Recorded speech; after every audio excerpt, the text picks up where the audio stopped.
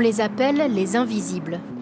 Ils sont caissiers de supermarché, aides à domicile, livreurs, vigiles, caristes ou bien encore agents d'entretien.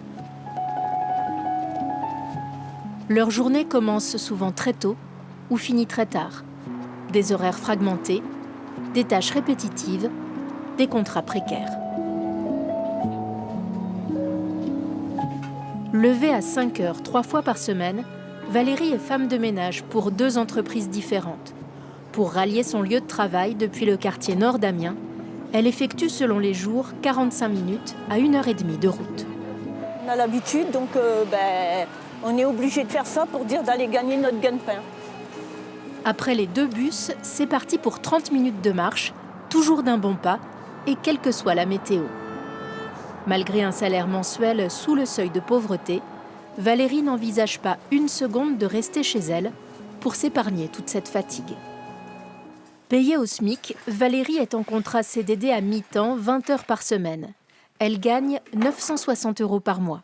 Une fois payé son loyer et toutes ses charges, il lui reste entre 150 et 200 € par mois pour vivre. C'est dur parce que je suis toute seule. Avec 2 enfants, c'est ça ? Avec 2 enfants. Sachant que j'ai un enfant qui a des problèmes de santé quand même. Mais Valérie a aussi pris ses marques chez Cap Emploi, l'une des 2 entreprises qui loue ses services depuis 1 an et demi. Ici, on adore quand je viens travailler parce qu'on me dit que quand je suis passée, ça sent le frais. Aimer son travail, avoir une fiche de paye et ne pas réussir à en vivre, c'est le lot d'un certain nombre de salariés chez Osange. Osange est la structure d'insertion qui emploie Valérie. Créée il y a 40 ans à Amiens, Osange a déjà accompagné plus de 6000 personnes vers l'emploi, principalement dans les domaines de l'entretien et de l'aide à la personne. Des métiers qualifiés d'essentiels pendant la pandémie de Covid, mais des salariés encore peu valorisés aujourd'hui. Le courage, c'est vraiment un mot, moi, qui me tient à cœur et c'est quelque chose que je vois au quotidien. Alors que c'est pas forcément rémunéré à sa juste valeur. Alors que c'est pas rémunéré à sa juste valeur, effectivement.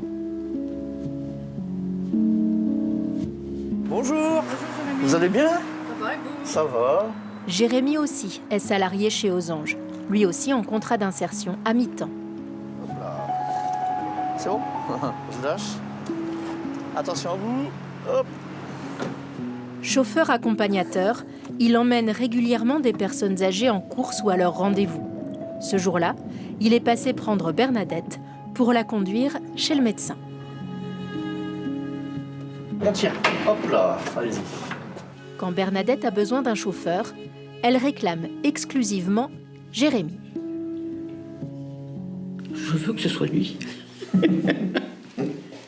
C'est un peu comme une fierté, quoi, d'être là, présent, et puis de voir qu'ils se sentent rassurés et en sécurité. Donc pour moi, c'est important. Les promenades, c'est le seul loisir que Jérémy peut encore se permettre parce qu'il est gratuit.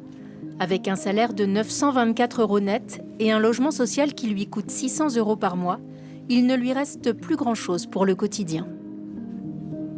En fait, on ne vit pas, on survit, en fait, moi je dirais. Je ne vis pas bien, puisque au quotidien, c'est pesant, on y pense tout le temps. Vous y pensez dans la journée, même au travail. Même si on ne le montre pas par rapport aux bénéficiaires, parce que ce n'est pas le but. Le but, c'est d'arriver chez les bénéficiaires et de garder toujours le sourire. Ce n'est pas forcément toujours évident, mais je ne le vis pas forcément toujours très bien. Des salariés comme Jérémy, il y en a de plus en plus chez Osange. Jusqu'à il y a 2-3 ans, l'association avait à cœur de mettre en pratique l'équation « un travail égale un toit sur la tête et de quoi manger égale une vie meilleure ». Une sorte de cercle vertueux, comme l'appelle sa directrice. Voilà. Avec ça, madame? Merci. 12 €, s'il vous plaît. Aujourd'hui, on sent bien que ce cercle vertueux ne fonctionne plus. C'est frustrant de ne pas pouvoir dire à quelqu'un « travaille, tu t'en sortiras mieux ». C'est pas forcément le cas. Avant, on reprenait l'emploi, on s'en sortait mieux. Maintenant, on prend l'emploi et on s'en sort pas mieux. Quittons Amiens pour nous rendre à la campagne. Nous voici à Orville-et-Sorel, une commune de l'Oise de 500 habitants, où depuis 2 ans et demi, une épicerie solidaire s'est implantée. Ici, on fait ses courses classiquement, mais à des prix très modiques. Je vais avoir la piémontaise. Ouais, je vais prendre les 2 salades toutes prêtes. Hop. C'est le cas d'Isabelle. Après 23 ans passés à la mairie d'Arras comme fonctionnaire territoriale, La maladie de son petit dernier et un accident de son mari l'ont contrainte à une pause de plusieurs années.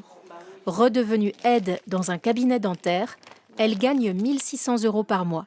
Un salaire tout à fait dans les barèmes, mais qui doit faire vivre 2 adultes et 3 enfants.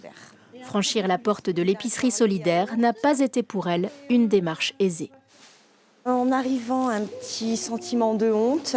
En travaillant, c'est pas évident de se dire que voilà, on se retrouve au sein d'une épicerie sociale et voilà, toujours le même problème, savoir accepter de se faire aider quand on en a vraiment besoin. Problématique supplémentaire en milieu rural, la voiture et le budget important qui va avec, essence, entretien et assurance. À l'épicerie, près d'1 client sur 5 est comme Isabelle, avec un emploi, une fiche de paye, mais pas assez pour subvenir à ses besoins. Même constat au vestiaire solidaire attenant, pour beaucoup de travailleurs, le hard discount c'est encore trop cher. On a beaucoup de gens qui sont à mi-temps, qui travaillent 2 jours par semaine, donc qui travaillent, ils sont en situation de travail, qui ne peuvent pas avoir plus d'heures et du coup qui n'arrivent pas à s'en sortir. Grâce à ses patrons, Isabelle va pouvoir d'ici quelques mois bénéficier d'une formation pour accéder au statut d'assistante dentaire et ainsi toucher un meilleur salaire. Valérie, elle, commence à préparer son permis de conduire. Elle suit en parallèle des cours pour devenir à son tour tutrice, toujours dans le domaine de l'entretien. Quant à Jérémy, il pense avoir trouvé sa voie dans l'aide à la personne et espère décrocher un emploi à temps plein dans un avenir proche pour voir enfin le bout du tunnel.